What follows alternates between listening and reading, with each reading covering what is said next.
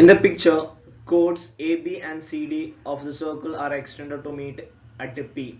ചിത്രത്തിൽ വൃത്തത്തിലെ A B C D എന്നീ ഞാണുകൾ നീട്ടി പി എന്ന ബിന്ദുവിൽ മുട്ടിച്ചിരിക്കുന്നു.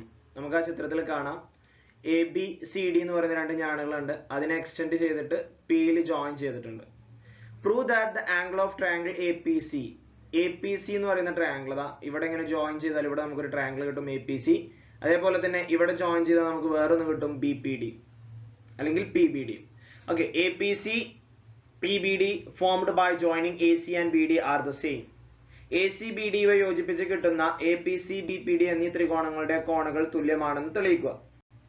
Then second question, PA into PB equal to PC into PD. PA into PB equal to PC into PD എന്ന് തെളിയിക്കുക. Then prove that if PB equal to PD, PB യും PD യും തുല്യമാണെന്നുണ്ടെങ്കിൽ ABDC is an isosceles trapezium. ABDC ഒരു സമപാർശ്വ ലംബകമാണെന്ന് തെളിയിക്കുക. നമ്മളുടെ ഒന്നാമത്തെ ചോദ്യം, prove that the angle of triangle APC and BPD formed by joining AC and BD are same.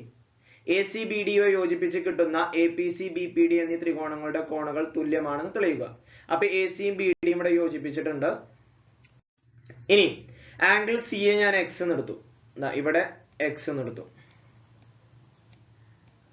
അങ്ങനെയാണെന്നുണ്ടെങ്കിൽ ഇവിടെ ഈ എ ബി ഡി എന്ന് പറയുന്നത് എന്തായിരിക്കും? 180 മൈനസ് എക്സ് ആയിരിക്കും. കാരണം A B D C cyclic അല്ലേ, 4 മൂലയും വൃത്തത്തിലല്ലേ. അപ്പൊ ഇവിടെ 180 മൈനസ് എക്സ് വരും എ ബി ഡി. ഇവിടെ 180 മൈനസ് എക്സ് ആണെന്നുണ്ടെങ്കിൽ ഈ ആംഗിൾ എന്തായിരിക്കും?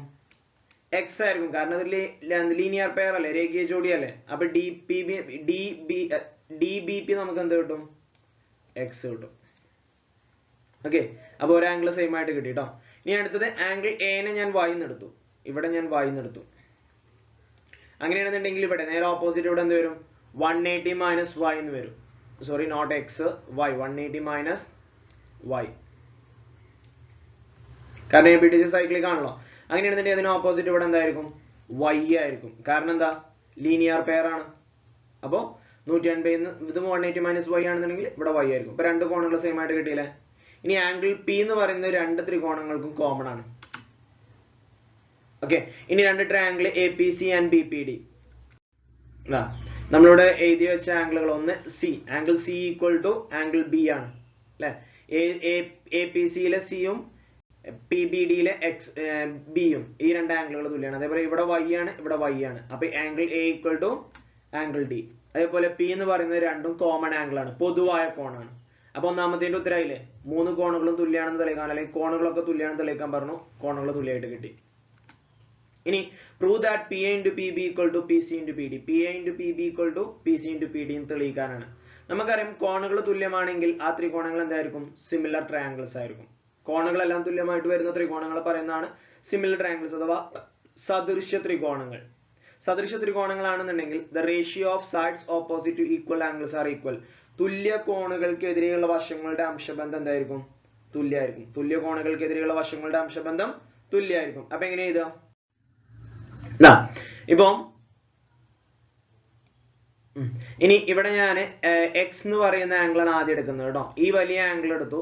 ഈ എക്സിന് ഓപ്പോസിറ്റുള്ള സൈഡാണ് എന്ത്? പി എ എന്ന് പറയുന്ന ഇത്രയും വലുത്. അപ്പൊ അങ്ങനെയാണെന്നുണ്ടെങ്കിൽ ഈ എക്സിന് ഓപ്പോസിറ്റ് എന്തായിരിക്കും? P D. അപ്പൊ P A by P D. ഇനി വൈ എടുത്തു കഴിഞ്ഞാൽ വൈക്ക് ഓപ്പോസിറ്റ് വരുന്ന ഏതാ? വലിയ ത്രികോണത്തിൽ ആദ്യം വലുതാണ് എടുത്തതെങ്കിൽ എപ്പോഴും വലുത് എടുക്കുക കേട്ടോ. വൈക്ക് ഓപ്പോസിറ്റ് പി സി വരും. ഇവിടെ വൈക്ക് ഓപ്പോസിറ്റ് ഏതാ? P B. അപ്പൊ P C by P B. ഇനി ഇത് രണ്ടും ക്രോസ് ചെയ്യുക. P A into P B equal to P C into P D. ഇത്രേ ഉള്ളൂ. P A into P B equal to P C into P D. ഇനി മൂന്നാമത്തെ, prove that if P B equal to P D then A B D C is an isosceles trapezium. P ബിയും P ഡിയും തുല്യമാണെന്നുണ്ടെങ്കിൽ, P ബിയും P ഡിയും തുല്യമാണെന്നുണ്ടെങ്കിൽ A B D C എന്ന് പറയുന്നത് ഒരു ഐസോസെലസ് ട്രയാംഗിൾ ആണ്. ഈ രണ്ട് വശങ്ങൾ തുല്യമാണെങ്കിൽ. Okay, P A into P B equal to P C into P D. നമ്മളോട് പറഞ്ഞു പി ബിയും പി ഡിയും തുല്യമാണെങ്കിൽ. അപ്പൊ ഈ പി ഡിക്ക് പകരം നമുക്ക് എന്താ ഈ പി ബി എന്ന് കൊടുക്കാം, അല്ലെങ്കിൽ ഇതിനെ രണ്ടിനും നമുക്ക് എന്ത് ചെയ്യാൻ പറ്റും? കട്ട് ചെയ്യാൻ പറ്റും. കാരണം പി ബിയും പി ഡിയും തുല്യമാണല്ലോ. അപ്പൊ പി ഡിക്ക് പകരം ഞാൻ പി ബി കൊടുത്തു. അപ്പൊ ഇവിടുന്നും പി ബി പോവും, ഇവിടുന്നും പി ബി പോവും. ഒരേ നമ്പറുകളാണല്ലോ രണ്ട് ഭാഗത്തും, മൾട്ടിപ്ലിക്കേഷൻ ആയതുകൊണ്ട് രണ്ട് എന്തായി പോവും? കട്ടായി പോവും. ബാക്കിയുള്ള എന്താ? P A equal to P C. Okay, P A equal to, അതായത് ഈ ടോട്ടൽ ലെങ്ത് ഏത്? ഇവിടുന്ന് ഇങ്ങോട്ടുള്ള നീളവും ഇവിടുന്ന് ഇങ്ങോട്ടുള്ള നീളം എന്താണ്? തുല്യാണ്. ഇനി പി എയിൽ നിന്നും ഞാൻ പി ബി മൈനസ് ചെയ്തു. പി സിയിൽ നിന്ന് ഞാൻ പി ഡി മൈനസ് ചെയ്തു. അപ്പൊ ഈക്വലിന് വ്യത്യാസം വരില്ലല്ലോ, കാരണം നമുക്ക് ഇവിടെ തന്നിട്ടുണ്ട് പി ബിയും പി ഡിയും തുല്യമാണ്. അപ്പൊ രണ്ട് തുല്യമായ വശങ്ങളല്ലേ മൈനസ് ചെയ്യുന്നത്, അപ്പൊ അതിൽ വ്യത്യാസം വരില്ലല്ലോ. അപ്പൊ പി എയിൽ നിന്നും പി ബി പോയ ബാക്കി എന്തുണ്ടാവും?